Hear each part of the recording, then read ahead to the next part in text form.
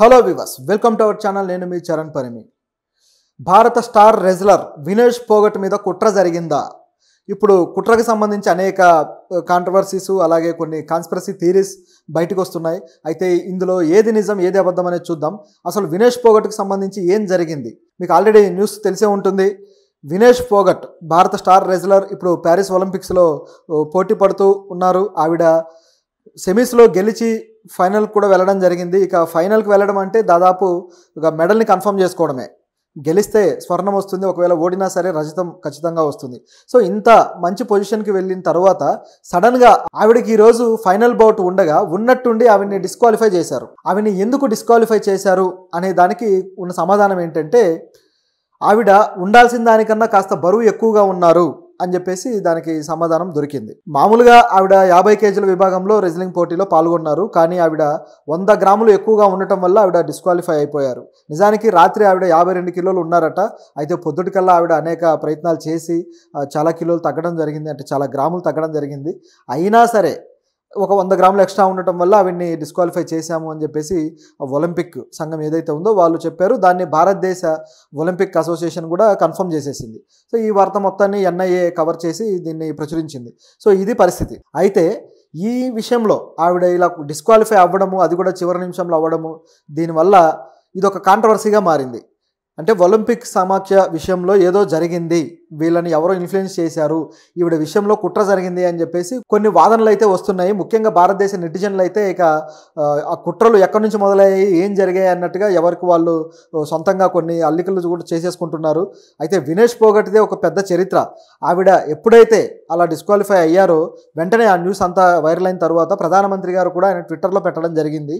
So ఆయన ఏమన్నారంటే, నువ్వు ఛాంపియన్లకే ఛాంపియన్, నువ్వు దిగులు పడొద్దు, నీ బాధ చూస్తే నాకు అర్థమవుతుంది, నేను కూడా ఇప్పుడు చాలా బాధగా ఉన్నాను, సో నువ్వు ఖచ్చితంగా మళ్ళీ తిరిగి పుంజుకుంటావు, నువ్వు ఎంతోమందికి ఆదర్శం అని చెప్పేసి ఆయన పెట్టారు. నువ్వు ఉక్కు మహిళవు, నీ స్వభావం నాకు తెలుసు అని చెప్పేసి ఆయన పెట్టారు.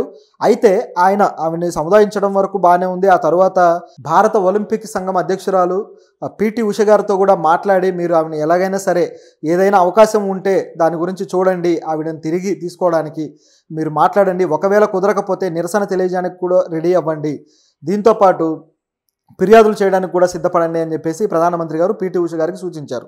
సో ఆవిడ వల్లే ఈ విషయం అంతా ఆయన గ్రహించారు అని చెప్పేసి వార్త. అయితే ఇంతవరకు బాగానే ఉంది. కాకపోతే జరిగింది ఏంటి, అసలు కుట్ర ఏ విధంగా జరిగింది, ఎవరు చేస్తారు, ఎందుకు చేస్తారు అనేది గమనిస్తే, ఆవిడ నిజానికి గత రాత్రే కదా నిన్న మధ్యాహ్నం ఆవిడ సెమీఫైనల్లో బౌట్లో పాల్గొన్నారు. ఆవిడ సెమీఫైనల్లో గెలిచారు. అది కూడా ప్రపంచ నెంబర్ 1 క్రీడాకారిణితో పోటీపడి గెలిచారు, ఉక్రెయిన్ క్రీడాకారిణితో. సో అంతకుముందు కూడా ఆవిడ జపాన్కి సంబంధించిన ఐ థింక్ సుసాకి అనుకుంటా ఆ పేరు. సో ఆ రెజ్లర్ కావచ్చు, తర్వాత ఉక్రెయిన్ రెజ్లర్ కావచ్చు, ఇంగ్లాండ్ రెజ్లర్ కావచ్చు, సో వీళ్ళ మీద పోటీపడి ఆవిడ గెలవడం జరిగింది. ఆ తర్వాత ఫైనల్కి వచ్చారు. అయితే ఇక్కడ ఉన్న డౌట్ ఏంటంటే, గతంలో ఆవిడ 53 కిలోల బౌట్లో పాల్గొనేవారు. ఆ విభాగంలో ఆవిడ పార్టిసిపేట్ చేయడము, ఆమె ప్రైజ్ కూడా గెలవలేకపోయారు. దాంతో తిరిగి 50 కేజీల దాంట్లో పాల్గొనాలని డిసైడ్ అయ్యారు. అయితే ఈ విభాగంలో పాల్గొనడానికి ఆవిడ తగినంత వర్కౌట్ చేసి తగ్గాలి. అయితే కొన్ని కారణాల వల్ల ఆవిడ కొంచెం అటు ఇటుగా ఉండటం జరిగినట్టుంది. అయితే ఆవిడ మొత్తానికి సెమీఫైనల్లో గెలిచారు కదా. ఇక్కడ ఉన్న సందేహం ఏంటంటే, సెమీఫైనల్లో గెలిచేటప్పుడేమో ఆవిడ 50 కిలోలు ఉన్నారు, మళ్ళీ రాత్రికల్లా ఆవిడ ఎందుకు 2 కిలోలు పెరుగుతారు అనేది ప్రశ్న. అంటే కేవలం మధ్యాహ్నం నుంచి రాత్రికి మహా అయితే ఒక 7-8 గంటల టైం. 7-8 గంటల టైంలో ఒక వ్యక్తి 2 కిలోలు పెరగాలి అంటే సాధ్యమా? అయితే ఇక్కడ ఉన్న విషయం ఏంటంటే, ఆవిడ సహాయక సిబ్బంది కావచ్చు, కోచ్లు కావచ్చు, ఆవిడకి క్యాలరీస్ కోసము, ఆవిడకి ఎనర్జీ కోసము అధికంగా బరువున్న ఆహారాన్ని ఇచ్చారు. ఆవిడకి ఎనర్జీ డ్రింక్స్ కావచ్చు, ఇవన్నీ కూడా అధికంగా ఇచ్చారు, దానివల్లే వచ్చింది అంటారు. ఎంత చెప్పినా ఇది అసలు నమ్మశక్యంగా ఉందా లేదా అనేది ఒక ప్రశ్న. 2 కిలోలు అంటే అది ఈజీ థింగ్ కాదు. అయితే ఆవిడ ఆ బరువును తగ్గించుకోవడం కోసం ఆవిడ ఏం చేశారంటే, కొంత తన బ్లడ్ను కూడా తీయడము, అలాగే కొంత ఉపవాసం ఉండడము, రాత్రంతా నిద్రాహారాలు మాని స్కిప్పింగ్, జాగింగ్ లాంటివి చేయడము, ఇవన్నీ చేశారు. తర్వాత తన జుట్టును కూడా కట్ చేసుకున్నారు. అంటే జుట్టు కూడా వెయిట్ ఉంటుంది కదా, అది కూడా కట్ చేసుకున్నారు. ఇన్ని చేసిన తర్వాత కూడా చివరికి ఆవిడ 100 గ్రాముల బరువు ఎక్కువగా వచ్చారు. అయితే ఈ 100 గ్రాముల బరువే సమస్యనా అని చూస్తే, నిజానికి 50 గ్రాములు 100 గ్రాముల బరువు ఉంటే దాన్ని యాక్సెప్ట్ చేస్తారు, ఏ సమస్య ఉండదు. నిజానికి ఆ విధంగా ఎంతోమంది అలా పాల్గొన్న వాళ్ళు ఉన్నారు అని చెప్పేసి కూడా మనకు గతంలో వార్తలు ఉన్నాయి. మరి ఈవెన్ని మాత్రం ఆ విధంగా ఎందుకు చేశారు, ఎందుకు డిస్క్వాలిఫై చేశారు అనేది ప్రశ్న.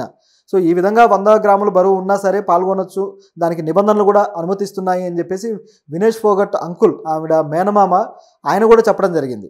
సో ఆయన ఏమంటున్నారంటే, సరే జరగాల్సింది ఏదో జరిగిపోయింది, నష్టమైతే జరిగింది, కానీ నెక్స్ట్ మాత్రం ఆవిడ్ని మరింత బలంగా తయారు చేస్తాను నేను అని చెప్పేసి ఆయన అన్నాడు. సో ఇది ఇక్కడ ఉన్న పరిస్థితి. ఇక్కడ డౌట్ ఏంటంటే, అసలు ఆ వెయిట్ పెరగడం ఆర్టిఫిషియల్గానే కనిపిస్తుంది, సడన్గా ఎలా 2 కిలోలు పెరిగారు రాత్రికి రాత్రి అని. అదేవిధంగా 1900 గ్రాములు ఎలా తగ్గారు, ఇవన్నీ చేశారు, బాగానే ఉంది. లేదా ఒలింపిక్ సమాఖ్య వాళ్ళే ఏదన్నా గిమ్మిక్ చేసి ఆవిడ వెయిట్ని అలా చూపించారా, ఇలాంటి ప్రశ్నలు అయితే ఉన్నాయి. పైగా నిబంధనలు కూడా సపోర్ట్ చేసినప్పుడు ఆ 100 గ్రాములను ఎందుకు కన్సిడర్ చేసి ఆవిడ్ని రింగ్లోకి దింపలేదు అనేది మరో ప్రశ్న. ఎందుకు ఆవిడకి అనుమతించలేదు? సో ఇట్లాంటి ప్రశ్నలు చాలానే ఉన్నాయి. దీంతోపాటు మన దేశం నుంచి మరేమైనా జరిగిందా అనే మరో ప్రశ్న కూడా వచ్చింది. అదేంటంటే, ఆవిడ గత సంవత్సరం భారతదేశ ఒలింపిక్ ఫెడరేషన్ అధ్యక్షుడు, మాజీ అధ్యక్షుడు ఎవరైతే ఉన్నారో బ్రిజ్భూషణ్ శరణ్ సింగ్, ఈయన ఒక మహిళలని, ముఖ్యంగా మహిళా అథ్లెట్స్ని వాళ్ళు ట్రైనింగ్ క్యాంప్స్లో కావచ్చు వీటిల్లో ఉన్నప్పుడు ఆయన వాళ్ళ మీద లైంగిక వేధింపులు చేశాడు, చాలా అన్యాయంగా ప్రవర్తించాడు అని చెప్పేసి కొంతమంది అథ్లెట్స్ ఆయన మీద కంప్లైంట్ చేయడము, ఫిర్యాదులు చేసిన తర్వాత మాకు కూడా ఇలాగే జరిగిందని అనేక మంది రెజ్లర్లు, ఈ మహిళా రెజ్లర్లు ముందుకు వచ్చి పోరాడిన సందర్భం మనం చూసాం. నెలల తరబడి, రోజుల తరబడి వాళ్ళు జంతర్ మంతర్లో పోరాటం చేస్తూ, దీక్షలు చేస్తూ, అక్కడే పడుకొని అక్కడే తిని, పోలీసుల లాఠీ దెబ్బలు తిని చాలా ఇబ్బందులకు గురయ్యారు. అందులో ఈ వినేష్ ఫోగట్ కూడా ఒకరు. వినేష్ ఫోగట్ కావచ్చు, అలాగే బబితా కావచ్చు, అలాగే యోగేందర్ కావచ్చు, వీళ్ళంతా కూడా స్టార్ రెజ్లర్స్, మనకు ఆల్రెడీ మెడల్స్ తెచ్చిన వాళ్ళు. సో వీళ్ళంతా తిరిగి మళ్ళీ రంగంలోకి దిగారు. కానీ ఈవిడ నేను సవాల్ చేశారు కూడా, నేను ఖచ్చితంగా స్వర్ణం తీసుకొస్తాను మన దేశానికి అని. అలా సవాలు చేసిన వ్యక్తి స్వర్ణానికి 1 అడుగు దూరంలో ఉండగా సడన్గా ఇలా ఎలా జరిగింది? వాళ్ళు అన్ని రోజుల పాటు ధర్నాలు చేసినా, ఏం చేసినా సరే బ్రిజ్భూషణ్ మీద బీజేపీ గవర్నమెంట్ ఏమాత్రం యాక్షన్ తీసుకోలేదు. ఆయన చాలా పవర్ఫుల్ వ్యక్తి, ఆయనకంటూ విద్యాలయాలు ఉన్నాయి, 1,000 మంది ప్రజలు ఆయనకు మద్దతుదారులుగా ఉన్నారు. ఆయన కాన్స్టిట్యున్సీలో కావచ్చు, మొత్తం ఉత్తరప్రదేశ్లో చాలా బలమైన నాయకుడు. సో అటువంటి నాయకుడు దాదాపు 50 ఎంపీ సీట్ల మీద ఆయన ప్రభావం ఉంటుంది. అలాంటి నాయకుడిని కదిలించడానికి బీజేపీకి కూడా ధైర్యం చాలలేదు.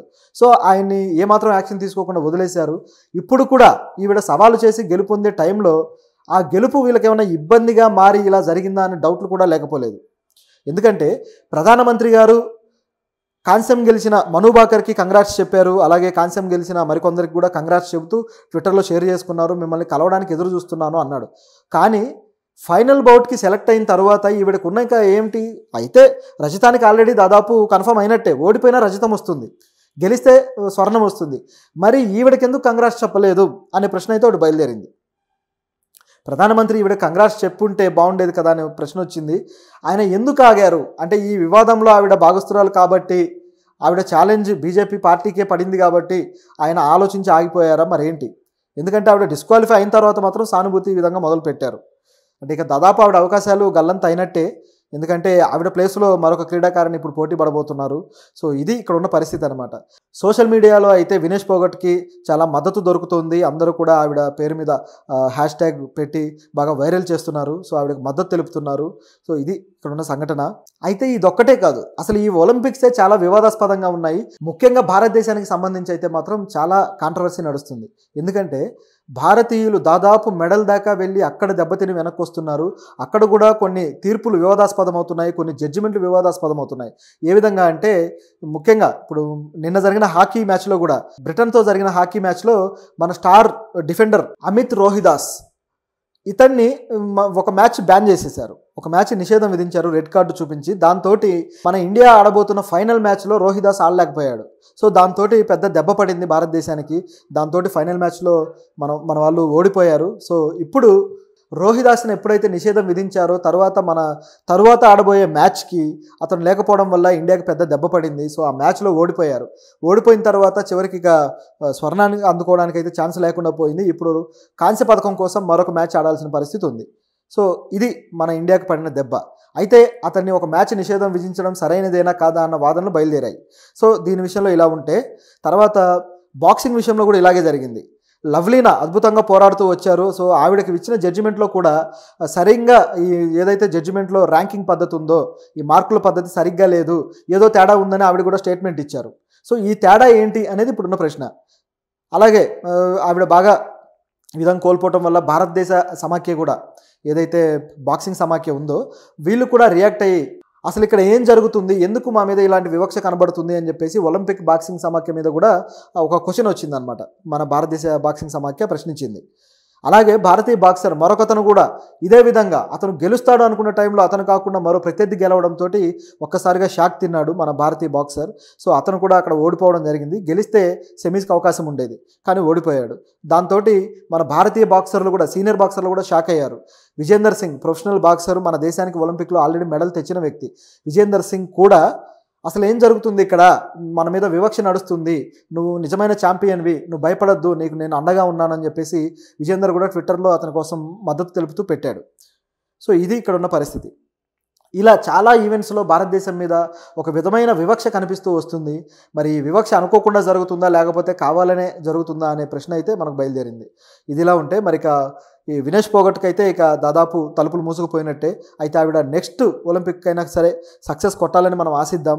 ఎందుకంటే ఆవిడ మెడల్ తేకపోయినా సరే ఒక బంగారపు వనిత, నిజంగా ఛాంపియన్లకే ఛాంపియన్ ఆవిడ.